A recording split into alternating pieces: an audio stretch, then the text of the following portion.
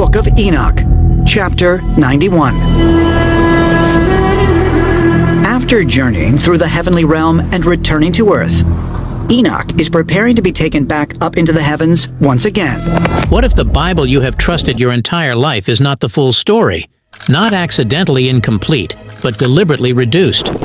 High in the mountains of Ethiopia, the Ethiopian Orthodox Church preserved something most of the world never saw. An ancient 81-book Bible with a different structure entirely. Inside it are texts filled with visions of layered heavens and shocking descriptions of Jesus that do not fit the known version. Can people really see the future? Receive messages from across time and space?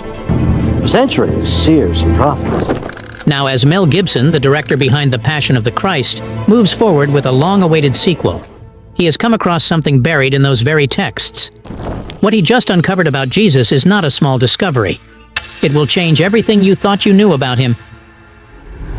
2 empires, 2 Bibles. Mel Gibson started with a problem. While preparing his next film about the resurrection, he began digging into early Christian material that most people never read.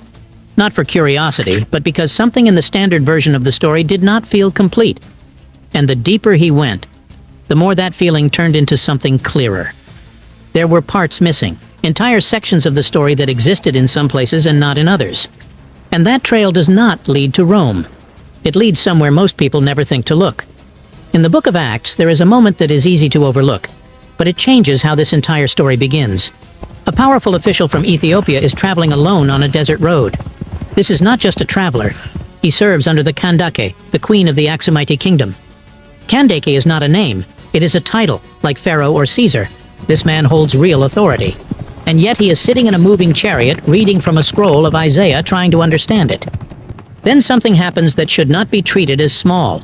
An apostle named Philip sees him, runs alongside the chariot, and speaks to him. The conversation ends with him accepting the message of Christ. This is not a later story added over time. It is written directly into the New Testament in the book of Acts, which means something very clear. One of the earliest recorded people to receive the Christian message was a high-ranking official from Ethiopia. From the very beginning, before any councils, before any decisions about what books would stay or go, Ethiopia was already inside the story. And that is where the numbers start to matter. Because today the Protestant Bible has 66 books, the Catholic Bible has 73, Eastern Orthodox churches include even more, and the Ethiopian Orthodox Tewahedo Church recognizes 81 books as scripture, 15 additional books. So now the question becomes unavoidable. If Ethiopia was there from the beginning and still holds a larger version of the story, why is the version most people were given the shorter one? Let's move forward a few centuries. In the 4th century, King Ezana of Aksum officially converted his empire to Christianity. Around the same time, Emperor Constantine did the same in Rome. 2 powerful empires, same century, same faith. But they do not end up with the same Bible. One tradition settled on a shorter collection. The other kept more. That split has never been fully explained, and when you start comparing what each side kept, the difference becomes uncomfortable. Ethiopia preserved books that most people have never even heard of. First Enoch, Jubilees, the Ascension of Isaiah, the Shepherd of Hermas, Ethiopian Maccabees. And these texts change how the entire system works. Take the Book of Jubilees.